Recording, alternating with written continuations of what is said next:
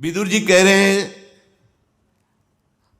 ये ध्यान से सुनो, ये अकाल मृत्यु प्रदान करने वाली बात है। जो हरणम च परश्वानाम परदाराभिमर्शनम सुहृदश्च परित्यागस त्रयो दोषा क्षयावह। आयु नष्ट हो जाती। मान लो आपकी 80 वर्ष की आयु निश्चित की गई, अब आपने ऐसे आचरण शुरू कर दिए तो आपकी आयु नष्ट होना प्रारंभ हो जाएगी, आप अकाल मृत्यु के शिकार हो जाएंगे।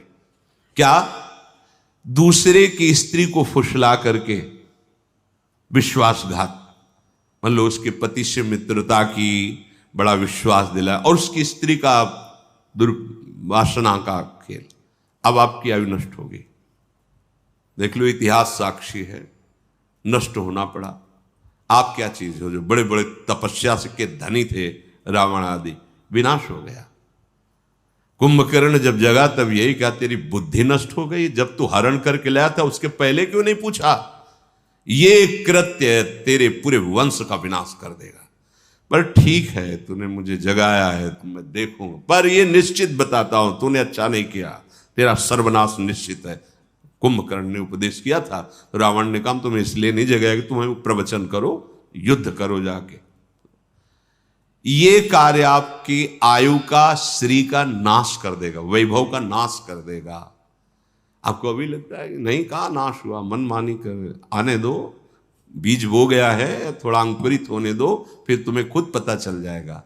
सबसे प्रार्थना है, कानून कानून है, नहीं खुल रहा है तो तुम्हें लग रहा है कि कोई नहीं जा, जिस दिन उसका फल आएगा तो उस दिन हो सकता है आपने वो कार्य ना किया हो जिसमें फंस रहे हो, पर भरपूर दंड मिलेगा आपको, क्योंकि जो जाना नहीं है वही कर्म इस समय ना होने पर भी वो दंड आपको भोगना पड़ेगा। ये बहुत ध्यान से, इसलिए हम रुक के बोल रहे हैं। विदुर जी महाराज साक्षात त्रिभुवन के न्यायाधीश हैं। धर्म, पापियों के लिए यम और धर्मात्माओं के लिए धर्म, यही त्रिभुवन का न्याय करते हैं। ये न्याय विभाग है। जैसे धन विभाग कुबेर जी, जल विभाग वरुण देव जी, वायु विभाग अग्नि विभाग, ऐसे ही ये न्याय विभाग है हमारे त्रिभुवन का। उसके अधिपति हैं धर्मराज स्वयं। वो स्वयं विदुर जी के रूप में मांडव ऋषि के शाप से स्वयं पधारे हुए निर्णय कर रहे। अकाल मृत्यु, आयु का अपहरण, जो मित्र बनाया, विश्वास दिलाया और उसकी स्त्री के साथ, या स्त्री अपने पति पर विश्वास जताकर दूसरे पुरुष से, तो ये मजाक मत समझना कि अरे सब ऐसे नहीं। पति वंचक परपति रति करई, रो रो नरक कल्प सत परई। बड़ा सावधानी का विषय है। जैसा आपके भाग्य में संविधान है, गृहस्थी में शांत रहो, गंभीर रहो। ये कुछ नहीं है इधर उधर रूप रंग देखकर जो मनमानी आचरण, ये तुम्हारी आयु को, तुम्हारी श्री को नष्ट कर देंगे। दूसरे को विश्वास दिलाकर उसके धन का अपहरण कर लेना, विष दे देना, मार दिया, धन ले लिया, छीन लिया आदि। और संत जनों की अवहेलना करना, जो सुहृदस्य आपको अपने परिवार जैसा दुलार करते हैं, आपको अपनी आत्मा जैसा दुलार करते हैं, वो आपको जो उपदेश कर रहे हैं, आपको जो शासन कर रहे हैं, वो आपके मंगल के लिए, आप उनकी आज्ञा को उल्लंघन, अपमान, अवहेलना, आपकी आयु श्री सब नष्ट हो जाएगी। साधु अवज्ञा तुरत भवानी, कर कल्याण अखिल के हानि। जो इन दोषों से युक्त होता है, अतिमानोति वादश्च तथा त्यागो नराधिपो, क्रोधश्चात्म विधित्सा च मित्र द्रोहश्च तानिषत्, एत एवाशयस्तीक्ष्णा कृंत्या युंश देहिनाम, एतानि मानवान घृणन्ति न मृत्युर्भद्र मस्तुते। जो हर समय अभिमान में भरा हुआ चेष्टा करता रहता है, उसकी आयु नष्ट हो जाती है, अकाल मृत्यु को प्राप्त होता है। बहुत सावधानी की जरूरत है। हर समय जो अभिमान में भरा हुआ है और हर समय कटु वचन बोलता हुआ अधिक बोलता ही रहता है, जिसमें विषयों के त्याग का बिल्कुल अभाव है, मतलब घोर विषयी है, और जो क्रोध करके ही व्यवहार करता है, जरा सी बात हुई, जो केवल अपनी जवान अपनी जनेंद्री पेट के पालने में ही चिंतित है, कैसे भोगूं, कैसे पाऊं, चाहे वो मांस खाना पड़े, चाहे वो कुछ भी, कैसा भी। और जो प्रिय शिक्षा देने वाले मित्रों से द्रोह करता है, तीखी तलवार जैसे अंगों को काट देती है, ऐसे ये आचरण उसकी आयु को छीण कर देते हैं और वो मृत्यु को प्राप्त हो जाता है, अकाल मृत्यु को प्राप्त हो जाता है। अत्यंत अभिमान में भरे रहना, बहुत गलत सलत वाणी से बोलते रहना, बिल्कुल विषयों के त्याग का अभाव, अर्थात घोर विषयी, घोर क्रोधी, जो जवान और जनेंद्री, रसेंद्री और जनेंद्री का ही लंपट है, जो उत्तम शिक्षा देने वाले मित्रों से द्रोह करता है, तो जैसे तीखी तलवार अंगों को काट देती है, ऐसे ये आचरण उसकी आयु को नष्ट कर देते हैं, वो अकाल मृत्यु को प्राप्त होता है। जो अपने ऊपर विश्वास जता करके, विश्वस्तस्य येति यो दारान यश्चापि गुरु तल्पगा, उसको मित्र बनाता है, बड़ा विश्वास दिलाता है और फिर उसकी स्त्री के साथ समागम करता है। वहां भी सारे में वर्णन, यहां भी वर्णन। और जो पूजनीय गुरु के समान, जैसे माता है, बहन है, बड़े भाई की पत्नी है, ये सब गुरु के समान पूजनीय है। जो इनके साथ गलत कार्य करता है, इनकी आयु नष्ट हो जाती है, इनका बुद्धि नष्ट हो जाती है, इनका श्री वैभव नष्ट हो जाता है। बहुत ध्यान से सुनो, यही हमारी ऐसी गलतियां होती हैं जो हमारी बुद्धि को भ्रष्ट कर देती है, हमारे जीवन को नष्ट कर देती है। पहला, किसी से भी मित्रता करके ऐसी भावना मत करो कि उसके घर में जाकर विश्वासघात करो उनकी पत्नी के साथ, ऐसा। और जो आपकी पूज्या है, जैसे माँ है, बहन है, बेटी है, बड़े भाई की पत्नी माता के समान मानी गई है, पूर्व में चरण छूते हैं, माँ के समान उसको समझते हैं, तो इनको गुरु तुल्य मानना। जैसे हम गुरु को आदर से देखते हैं, ऐसे बेटी के प्रति, बहन के प्रति, अपनी माता के प्रति, ऐसे बड़े भाई की पत्नी के प्रति हम ऐसे भाव, अगर ये इनके साथ गलत भाव, तो आपकी आयु नष्ट हो जाएगी, आपकी श्री कीर्ति नष्ट हो जाएगी। जो किसी के भी साथ जो नीच आचरण वाली स्त्रियां हैं, अर्थात जो अर्थ आदि के लिए अपने देह को बेचती, ऐसों के साथ उसकी आयु नष्ट हो जाती है, उसका श्री कीर्ति नष्ट हो जाती है। और जो ब्रह्म ऋषियों की प्रति अपराध कर देता है किसी भी तरह का, जैसे रसिक मुरारी जी के चरित्र में आया कि राजा ने जब देखा बहुत संत सेवा हो रही, तो उन्होंने वहां अपना अधिकार जताना, नष्ट हो जाओगे। जो भागवत धर्म की सेवा में भागवत भाव को प्राप्त हुए जन है, तो सारा वैभव उनके चरणों में लुटता है। यदि आप शासक होकर, बड़े अधिकारी होकर या आप बलवान होकर उसका अपहरण करते हैं, तो आपकी आयु नष्ट हो जाएगी, आपका श्री तेज पुण्य नष्ट हो जाएगा। जो किसी भी अहम में आकर के ऐसे जनों से सेवा कार्य के लिए आज्ञा करता है, संत जनों से, जो ब्रह्म ऋषि जन है, भगवत आराधन परायण है, आप बलवान हैं, आप पदाधिकारी, आप ऐसा, और आप उनसे आज्ञा करते हैं, तो आपके सुकृत नष्ट हो जाएंगे, आपकी आयु नष्ट हो जाएगी। जो आपकी शरण में आ गया है, अब चाहे अपने प्राण देने पड़े, पर उसका अहित नहीं होने देंगे। अगर वो शरणागत जो आपके समीप आया है, आपने धोखेबाजी करके उसकी हत्या करवा दी या आपने कर दी, तो इन सब की आयु चाहे जितना प्रायश्चित करें, इनकी आयु, लिखा है, प्रायश्चित करने पर भी वेदों की आज्ञा है, सिद्धांत है कि उसकी आयु और वैभव नष्ट हो जाएगा। समय का इंतजार करो, ना तो ऐसे लोगों का संग करे, ना ऐसे कार्य करे। बार बार सबसे प्रार्थना की है, शराब मत पिए। क्यों? क्योंकि ये दोष बहुत भयंकर प्रकट हो जाएगा। जब आप मदिरा के नशे में होंगे तो आपको ये नहीं दिखाई देगा कि सामने कौन है, न बोलने में, न क्रिया में, न चेष्टा में, न चिंतन में, क्योंकि उसका काम ही है बुद्धि को भ्रष्ट कर देना। इसीलिए मना करते हैं हाथ जोड़कर, न तुम्हारे स्वास्थ्य के लिए अच्छा है, न तुम्हारे परलोक के लिए अच्छा है, न समाज के लिए अच्छा है, किसी भी तरह से अच्छा नहीं।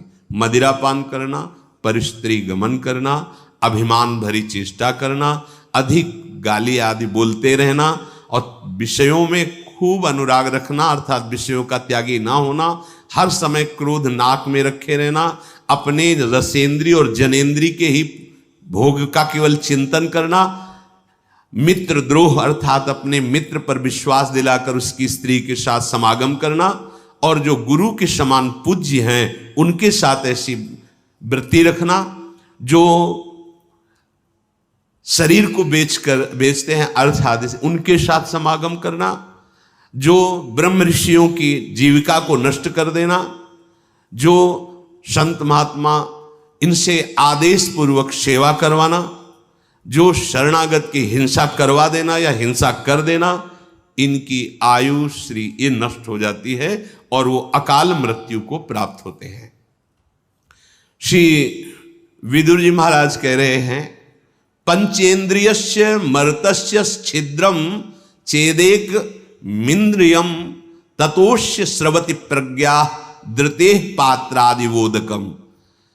महाराज, जो अपनी 5 ज्ञानेंद्रियों को वश में नहीं रखता, तो एक भी इंद्री को यदि छूट दी तो जैसे पहले पानी पुराने समय में रखा जाता था, मशक उसे कहते थे, बड़ा सा, उसमें एक छेद हो जाए तो फिर बूंद पानी नहीं रह जाएगा, सब निकल जाएगा। ऐसे ही तुम्हारा पुण्य, तुम्हारी बुद्धि की पवित्रता, एक इंद्रिय यदि बिगड़ जाए तो नष्ट कर देगी। इसलिए सावधान होकर 5 इंद्रियों को भगवत चरणारविंद में लगाना चाहिए। भगवत मार्ग है, लोक में धन और उन्नति चाहते हो, परलोक में भगवत प्राप्ति चाहते हो, तो ये सुधारो करे। षड दोषा पुरुषेणेह हातव्याभूति मिच्छता निद्रा तंद्रा भयम क्रोधम आलस्यम दीर्घसूत्रता। सबसे पहले नींद की बात कही गई भगवत प्राप्ति के मार्ग में, और इस लोक में भी ऐश्वर्य वैभव और सुखपूर्वक जीने। इसकी एक सीमा बनाओ नींद की।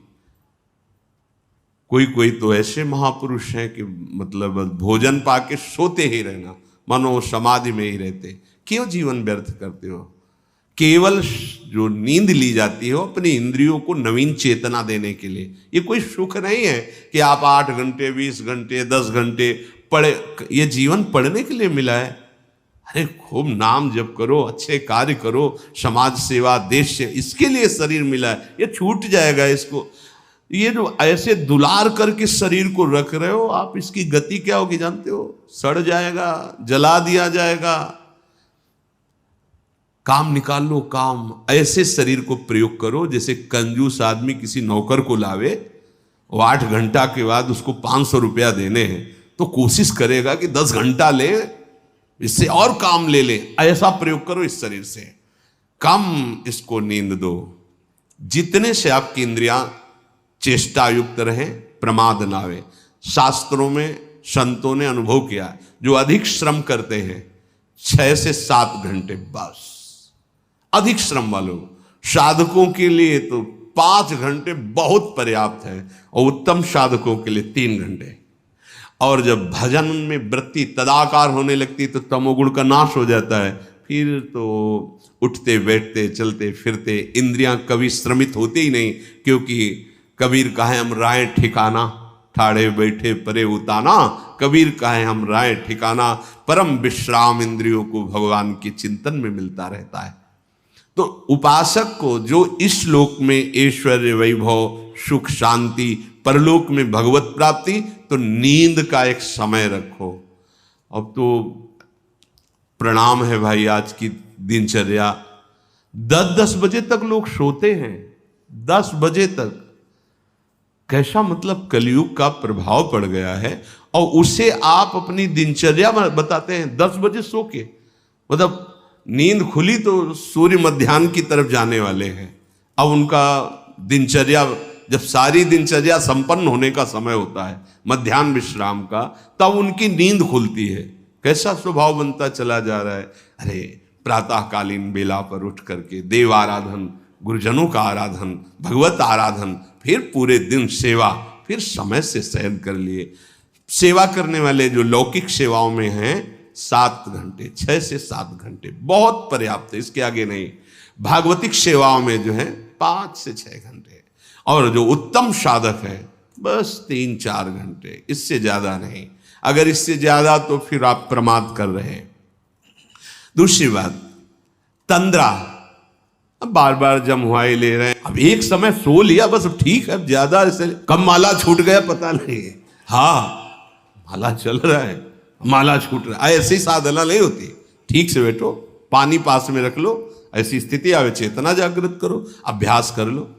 फिर तो अब अगर मनाओ भी ना कि आ जाए नींद फिर वो कहती पहले में बहुत तुम परेशान क्यों, हम तुम्हें परेशान करेंगे, अब आएंगे ही नहीं ना भाई। राधा राधा राधा, इसको एक बार आप कब्जे में करो तो फिर ये नाराज हो जाती है, नींद नहीं आएंगे। पड़े रहो तो अपने को तो अच्छा है, तुम मत आओ राधा राधा राधा राधा राधा। हाँ, तंद्रा, इससे बचो। ये सत्संग में भी आपको परेशान कर देगी, माला जपने में परेशान कर देगी। बिल्कुल बिल्कुल, ये बहुत, चाहे जितना सो, ये बहुत बड़ा दोष है। अगर आप स्वस्थ हैं तो मेरुदंड सीधी रखें, दोष बिल्कुल नहीं होगा। और वैसे झुक के, वैसे मतलब जैसे बूढ़े लोग बैठते हैं, और कुर्सी में, सब स्वस्थ है लेकिन कुर्सी में बैठना है। अरे काहे को बैठे हो कुर्सी में, ये शरीर किस काम का। वृद्ध हो, तुम्हारी टांग टूट गई है, तुम्हें दर्द हो रहा है, वो तो बैठ जाओ। अब नहीं हो तो इतना क्यों खाते हो, इतना बड़ा पेट कर लिए कि आपको कुर्सी में बैठना पड़े।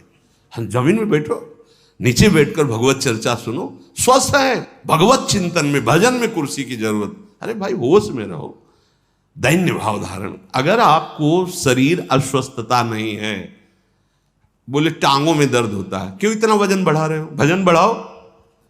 हाँ, मतलब मूंग की दाल है, रोटी, घिया की सब्जी, अभी देखो सब गैस खत्म हो जाएगी।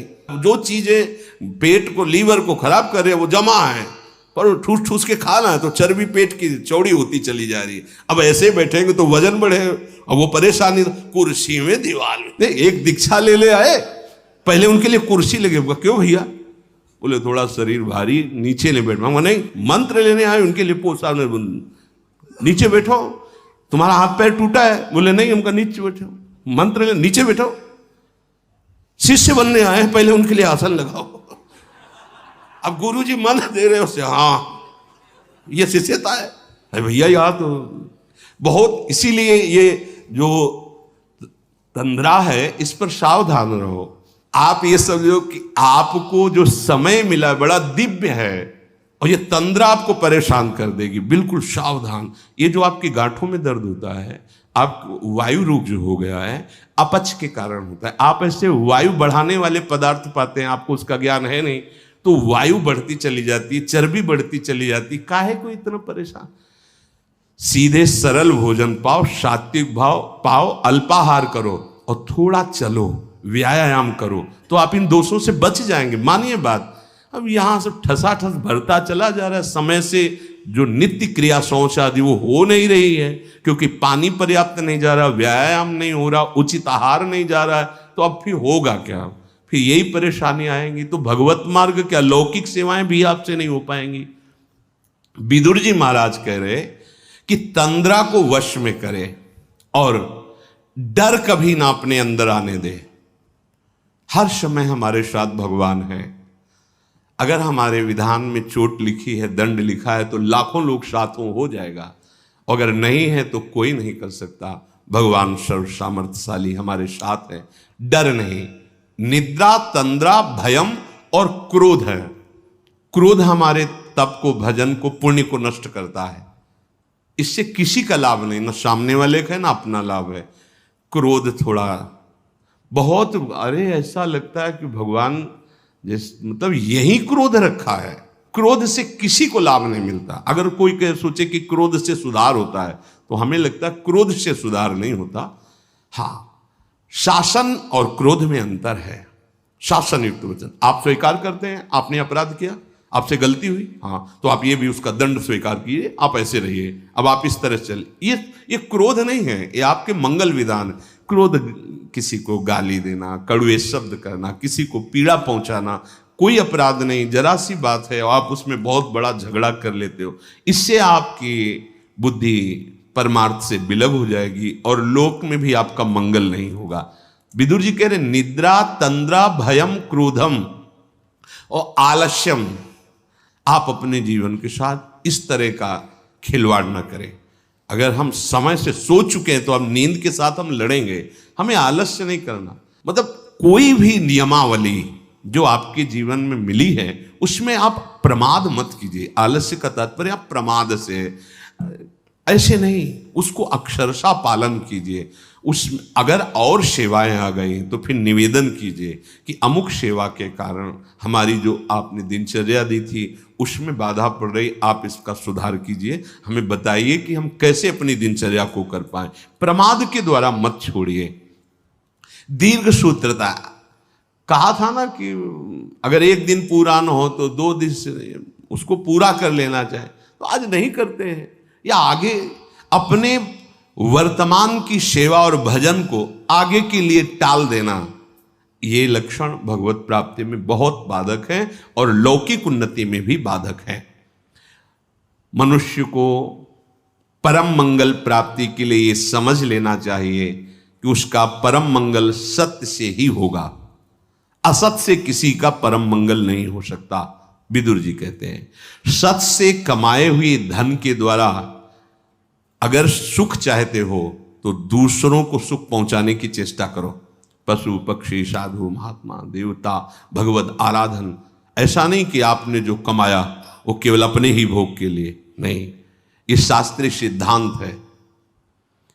और कर्म में प्रवीणता पूर्वक लगना, जिस कार्य में लगो बहुत एकाग्र होकर पूरा करके ही छोड़ो, अधूरा कार्य करने वाला स्वभाव नहीं होना चाहिए। जिस कार्य में लगो, भले सांसारिक कार्य है पर हम अपने प्रभु के लिए कर रहे हैं, तो आप एक अध्यापक हैं, अच्छी पढ़ाई, जितना आपको ज्ञान है वो ऐसा, आप एक डॉक्टर हैं, अच्छी दवा कीजिए, पैसे पर ध्यान मत दीजिए, आपकी जितनी योग्यता है मरीज को सुख पहुंचाइए। जहां जहां जिसको जो सेवा है वो कह रहे हैं कि कर्मण्यता, एकाग्रता पूर्वक, प्रवीणता पूर्वक, किसी अन्य प्रभाव से नहीं, आपका कर्तव्य कर्म है। जैसे अब कोई गरीब आदमी, उसके पास पैसा नहीं है और बड़े रोग से ग्रसित है, और आपके पास खूब पैसा है, आप डॉक्टर हैं, तो आपको चाहिए कि आप उसको पैसे की प्रधानता रख करके निकाल दें, ऐसा ठीक नहीं है। भगवान ने आपको धन दिया है, आपको बुद्धि दी, आप में योग्यता दी, आप 4 लोग मिलकर उसका सहयोग कीजिए, स्वस्थ कीजिए, ये सेवा आपकी भगवत भजन बन जाएगा, भगवत प्राप्ति का हेतु बन जाएगा। आपको विद्या है, आप ट्यूशन पढ़ाते हैं दूसरों से, तो आपकी भी जीवन वृत्ति ठीक है, लेकिन कोई गरीब का बालक है, आप उससे ट्यूशन के पैसे मत लीजिए, उसी विद्या में उसको फिर बैठा लीजिए। वो आगे चल करके पढ़ लिख कर ऐसा बनेगा जो आपके चरणों की वंदना करेगा कि अगर हमारे वो टीचर हम पर कृपा न करते तो मैं गरीब आदमी पढ़ ही नहीं सकता था। ये ध्यान रखने की बातें हैं। जो जहां है, ऐसी स्थिति में यदि कोई है तो हमें सहयोग करना चाहिए। 50 विद्यार्थी बैठते हैं जो आपको दक्षिणा देते, भेंट देते हैं, और उसमें 5 विद्यार्थी बैठे हुए जो भेंट नहीं देते हैं, गरीब हैं, तो आपका अलग से कोई थोड़ी पढ़ाना है, उसी में वो पढ़ जाएंगे और आपका भजन बन जाएगा। बस ये बातें हमें समाज में ध्यान रखनी। जहां जिसकी जो सेवा है, उस सेवा को भगवान की सेवा तभी मानी जाएगी जब आप सब में पैसे का ही भाव नहीं रखेंगे, अपने कर्तव्य कर्म पूरा करने की बात रखेंगे। तब अगर पैसे का भाव रखेंगे तो जहां भी हैं वहीं से भ्रष्ट हो जाओगे। कोई भी पद स्थायी नहीं है, कोई भी शरीर स्थायी नहीं है, कोई भी सुख स्थायी नहीं। गर्व मत करो। गर्व करके, अभिमान करके यदि आपने कभी अधर्माचरण किया तो वह अधर्माचरण ही आपके शरीर को, आपके पद को, आपकी व्यवस्था को भंग कर देगा। देख लेना एक दिन, और आपका पद, आपका शरीर, आपकी व्यवस्था किसी गिरे हुए को उठाने के काम में आ गई तो आप उससे ज्यादा चमकने लगोगे, आप उससे प्रकाशित हो जाओगे। ऐसा धर्म स्वरूप विदुर जी का कथन। शेष चर्चा आगे। श्री राधा वल्लभ लाल।